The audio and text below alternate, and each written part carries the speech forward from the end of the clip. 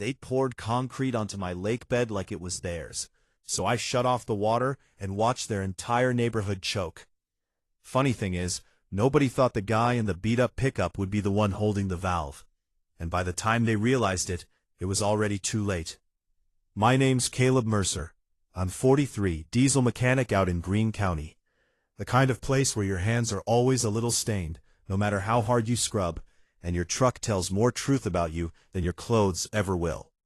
I've been working the same shop for nearly 20 years.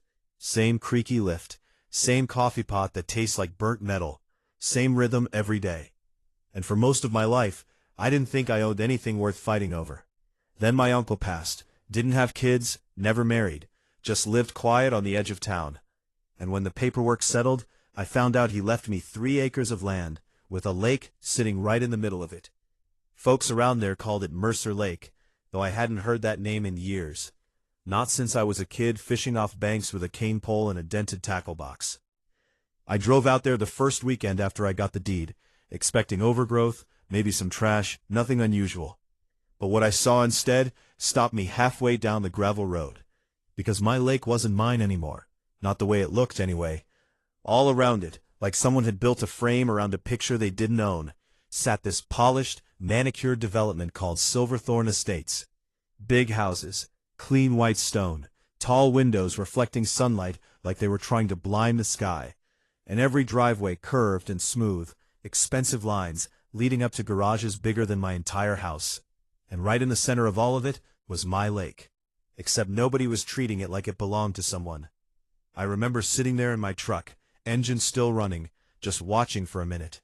People walking dogs along the edge, kids skipping stones, a couple unloading kayaks like they've been doing it for years. No signs, no fences, nothing to say otherwise. Just this quiet, unspoken assumption that it was theirs. I didn't say anything that day.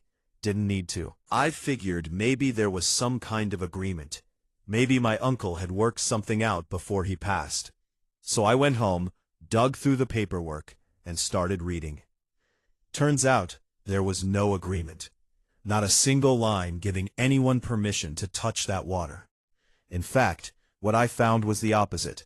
The original deed dated back to 1949, signed in fading ink. And right there in plain language it said, the water rights, all of them, were tied directly to that land. Not shared, not leased, owned, and more importantly, controlled.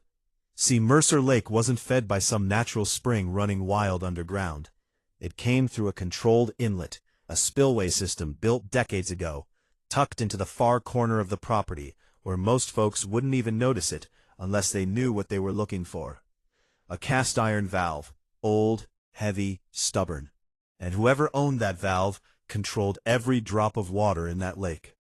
I sat back in my chair that night, paperwork spread across the table, just staring at that realization like it was something fragile that might disappear if I blinked too hard. Because suddenly, this wasn't just land anymore. It was leverage. Still, I wasn't looking for trouble. Next morning I drove back out there, parked near the edge, and started walking the perimeter. That's when I noticed something new, something that hadn't been there before. Concrete. Fresh, gray, smooth, still holding that chalky look it gets before it fully settles. And not just a little bit either. I'm talking a full stretch, maybe 30 feet out into what should have been shallow water, forming the base of a structure that was already halfway built. A boathouse. Big one, too. Multiple slips, steel brackets, everything lined up like it belonged in a magazine spread about luxury lake living. And bolted, right to one of the support posts, was a clean, polished sign that read, "Private access, residents only." I actually laughed when I saw that. Not because it was funny, but because it was so bold, it almost felt like a joke I wasn't in on. Private. On my land. I walked up closer, crouched down, ran my fingers across the edge of the concrete. Still rough in places. Brand new. This wasn't something that had been sitting here for years under some misunderstanding. This was recent, intentional, and nobody had bothered to ask. That's when something shifted in me. Not anger right away. More like a slow tightening. Like a bolt being turned just a little too far. Because it's one thing if folks assume. It's another when they act like your ownership doesn't matter at all. I didn't make a scene, didn't confront anyone right then. Instead, I pulled out my phone and started taking pictures. Every angle, every detail. The sign, the structure, the shoreline, even the footprints in the mud. Then I drove straight to the county office and requested the latest survey maps. Sat there for over an hour while they pulled the records. And when they laid that map out in front of me, it confirmed everything. The concrete, the structure, all of it, sitting squarely within my property lines. No easement, no permit, nothing. Just built like I didn't exist. I remember the clerk glancing at me, kind of hesitant, like she knew what I was thinking, but didn't want to say it out loud. "You planning on filing something?" she asked. I folded the map slowly, slid it back into the envelope, and just shook my head. Not yet, because by then, I already knew what I was going to do. I drove back out there one more time that evening, sun starting to dip low, casting that golden light across the water, and I walked all the way to the far corner where the spillway sat, half hidden under brush and old timber. Took a second to clear it out, get a good look, and there it was, that valve. Same one I remembered as a kid, rusted but solid, like it had been waiting all these years for someone to remember it mattered. I wrapped my hand around it, felt the weight, the resistance, paused for just a second, not because I was unsure, but because I understood exactly what this meant. Once I turned it, there was no pretending things were fine anymore. No quiet assumptions, no shared illusions, just consequences. Slow at first, metal grinding softly, then louder as it gave way, inch by inch, until finally it locked into place, closed, and just like that, the clock started ticking. I didn't stick around to watch it happen, not right away. Truth is, I already knew what would follow. Didn't need to stand there like some kind of spectator, waiting for the first crack to show. Water doesn't argue, doesn't negotiate, it just obeys gravity and whatever controls it. And now, for the first time in decades, that control had a name again. Mine. Next morning, I drove out before work, coffee still too hot to drink, and I could see it before I even parked. The shoreline had shifted. Not dramatically, not yet, but enough. Maybe 5, 6 in down. The kind of change most people wouldn't notice unless they were looking for it. But I was. The dock posts looked a little taller. The waterline stains, those faint rings left behind over time, started to show like old scars. And the smell, just barely there, that warm, earthy scent of mud waking up under sunlight. I stood there for a minute, hands in my pockets, just taking it in, not smiling, not frowning, either. Just watching. By the time I got off work that afternoon, it was more obvious. A foot down, maybe a little more. The edge of the lake had pulled back enough to expose patches of dark, slick mud that hadn't seen air in years. A couple of folks were out there now, standing near the unfinished boathouse, pointing at the water like it had personally offended them. I didn't walk over, didn't say a word. Day 2, that's when it started getting uncomfortable. The drop was faster now, 12 in, maybe more. The lake wasn't a lake anymore, not in the way they were used to. It looked sick, like something retreating from itself. Wide stretches of mud spread out along the edges, thick and uneven, with little pockets of trapped water reflecting the sky in broken pieces. And the smell hit harder, that deep sour rot, the kind that settles in the back of your throat and doesn't leave. I saw one of the residents that day, a guy in running shoes that probably cost more than my rent, standing there with his hands on his hips, just staring, like he couldn't process what he was looking at. "Something's wrong with the lake," he said, not even really to me, more like he needed to hear it out loud. I took a sip of my coffee, nodded once. "Yeah, looks like it." He squinted at me, like he was trying to place me, trying to figure out why I wasn't reacting the way he expected. "You live around here?" I shook my head. Not exactly. Didn't elaborate. Didn't need to. By day 3, there was no lake left. Just ground, cracked, uneven, stretching out where water used to sit, like it had always been there. Fish lay scattered in the shallows that weren't shallow anymore, their silver bodies dull under the sun. The boathouse, that big polished structure, now stood awkward and exposed, its posts sunk in a dry earth instead of water, like something misplaced. And that's when they finally came looking for me. I was at the shop, halfway under a rig, when my coworker nudged my boot. "Hey man, there's some guy out front asking for you, real fancy type." I wiped my hands, slid out, and walked toward the front, and there he was, tall, older, dressed like he had somewhere better to be, standing next to a dark sedan that probably cost more than everything I owned combined. His posture alone told me who he was before he even opened his mouth. "You Caleb Mercer?" His voice had that polished edge to it, practiced, controlled. "That's me."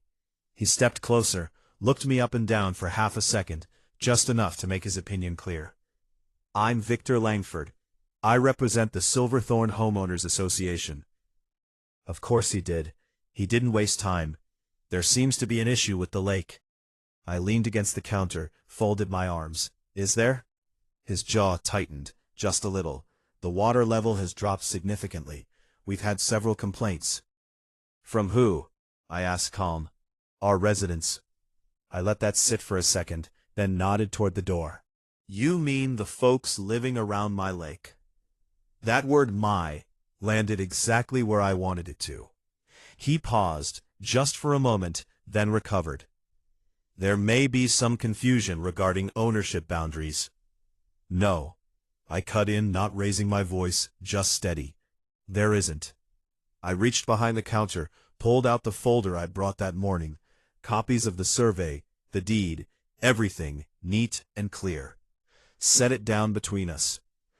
"That concrete structure you've got going up," I tapped the paper. "It's on my land. No easement, no permit, no permission." He didn't look at the papers right away, just kept his eyes on me, like maybe if he held that stare long enough, the situation would change. "That development has been maintaining that lake for years," he said finally. "Landscaping, cleaning, general upkeep. Didn't ask you to. It benefits the entire community." I gave a small shrug. "Doesn't make it yours." That's when the mask slipped. Just a little. "This doesn't have to become adversarial," he said, voice tightening. I tilted my head. "Already is." Silence stretched between us for a second. Then he exhaled slowly, like he was adjusting strategy. "What exactly is it you want, Mr. Mercer?" There it was. Not an apology, not an explanation, a transaction. I thought about that for a moment, not because I didn't know, but because I wanted him to sit in it a little longer. Then I reached into the folder again and pulled out a single sheet, an invoice. I slid it across the counter. "Structure removal," I said. 48,000. He glanced down, eyes scanning. "Environmental restoration, 23. His brow furrowed. "Total comes out to 71,000. He looked back up at me, and this time there was no mask. "Are you serious?" I met his gaze, didn't blink. "Completely." "That's absurd." "What's absurd?" I said, leaning forward just a little, "is pouring concrete on land you don't own, and acting surprised when there are consequences." His lips pressed into a thin line. "You're intentionally draining that lake." I didn't answer right away, didn't need to. He already knew. "This will affect property values. Contracts are already being pulled. Do you have any idea what kind of damage you're causing?" I let out a small breath, almost a laugh, but not quite. "Yeah," I said quietly, "I do." Another pause, then I added just enough edge to make it clear. "You've got 15 days. He stared at me like he was trying to decide whether I was bluffing, whether this was some kind of negotiation tactic he could outmaneuver. But the thing about people like him, they're used to leverage coming from money, influence, connections, not from a rusted valve in the ground. He picked up the invoice slowly, folded it once. "This isn't over." I nodded. "No, it's not." He turned, walked out, and just like that the conversation ended. But the situation, that was just getting started. Because what he didn't realize yet, what none of them did, was that I wasn't done turning the pressure, not even close. He was right about one thing. It wasn't over. Not even close. Because once something like that starts, once people realize the ground they're standing on isn't as solid as they thought, everything shifts. Attitudes, alliances, even the way they look at each other. And over the next few days, that whole neighborhood started to crack in ways that had nothing to do with dried mud. By day 5, the place felt different. More like the kind of quiet that sits on top of tension. I drove out there again just after sunrise, and the lake bed, what used to be water, had turned into this wide, uneven stretch of hardened earth, split with long fractures like it had been pulled apart from the inside. The boathouse stood right in the middle of it all, stiff and useless, like a monument to a bad decision nobody wanted to admit to. And there were people everywhere, clusters of residents standing in small groups, talking low, some of them pointing toward the structure, others just shaking their heads. You could tell the story was changing depending on who you asked. Some blamed the developer, some blamed the HOA, and a few, the quieter ones, had already figured out the truth, but didn't seem too eager to say it out loud. I stayed near the edge, leaning against my truck, just watching. That's when I noticed a woman walking toward me, mid-30s maybe, hair pulled back, not dressed like the others. No designer sunglasses, no polished look, just jeans, boots, and a tired expression, like she hadn't slept much. She stopped a few feet away, glanced out at the lake bed, then back at me. "You're Caleb, right?" I nodded. "Yeah. I'm Emily Carter. I live over there." She gestured vaguely toward one of the houses. "Or, I guess I do for now." There was something honest in the way she said that. Not defensive, not entitled, just real. "You know what's going on here?" she asked. I studied her for a second, then shrugged. "Depends who you ask." She gave a small, humorless smile. "Fair enough." We stood there a moment, both looking out at what used to be water. "They told us everything was approved," she said finally. "The construction, the access, all of it. HOA meetings, documents, votes, it all sounded official." "Yeah," I said quietly. "I'm sure it did." She let out a breath, rubbed her hands together like she was trying to warm them, even though the air wasn't cold. "My husband and I just bought in 6 months ago. Most of our savings tied up in that house. Now, the bank's already asking questions." That landed heavier than anything Langford had said. Because this was the part people like him didn't talk about. Not the contracts, not the numbers, the people caught in the middle of decisions they didn't make. "You didn't pour that concrete," I said. "No," she, little sharper than before, "but we're the ones paying for it." I nodded slowly. "Yeah, I know how that goes." She looked at me then, really looked this time. "So what happens now?" I considered that for a moment. Not the legal answer, not the technical one, just the truth. "That depends on your HOA," I said, "and how fast they're willing to admit they messed up." She let out a quiet laugh, shook her head. "That could take a while." "Yeah," I said, "probably will." We didn't talk much after that, didn't need to. She walked back toward her house, and I stayed where I was, watching the sun climb higher over a lake that wasn't a lake anymore. By day 8 they caved. Didn't come with apologies, didn't come with humility either. Just a call from Langford's office, asking to discuss resolution terms. Even over the phone, I could hear it in his voice. That edge was gone, replaced with something tighter, controlled in a different way. They knew. We met out by the property that afternoon. He showed up with another man this time, younger, probably legal counsel, carrying a folder thick enough to make a point. "No need for theatrics today, Mr. Mercer," Langford said as he stepped out of the car. I gave a small nod. "Works for me." We kept it simple. They'd pay the invoice, full amount, $71,000. No negotiations, no delays. In return, I'd reopen the valve once the structure was removed and the lake bed restored to its original condition. He didn't argue, didn't even try, because somewhere between day 1 and day 8, the situation had flipped completely, and he knew it. The work started the next morning. I hired a crew from 2 counties over, guys I trusted to do it right. Big crane, cutting equipment, trucks lined up along the road, and, for 2 straight days, That boathouse came apart piece by piece. Metal screaming, concrete cracking. Everything they'd built, dragged out and loaded up like it never should have been there in the first place. 12 truckloads by the time it was done, and when the dust settled, the lakebed looked like it used to. Raw, open, waiting. Langford handed me the check that afternoon, didn't say much, just a tight nod, like he was closing a deal he didn't like, but couldn't avoid. I took it, folded it, slipped it into my jacket. Then I handed in something of my own, another document. He glanced at it, brow tightening as he read. "What is this?" "Easement agreement," I said. "Access rights for your residence, limited use of the shoreline, 25 properties included." He looked up. "Annual fee? 4,000. His jaw shifted. "And control clauses?" I nodded. "Any future construction goes through me. Water levels too." Silence again, longer this time, because this wasn't just about fixing a mistake anymore. This was about who held control, moving forward. "You're asking us to pay you indefinitely," he said. "I'm giving you legal access to something you don't own," I replied evenly. "That's how that works." The younger lawyer leaned in, whispered something to him. I didn't catch all of it, but I heard enough. No leverage, clear ownership, recommend compliance. Langford closed his eyes for just a second, then signed, just like that.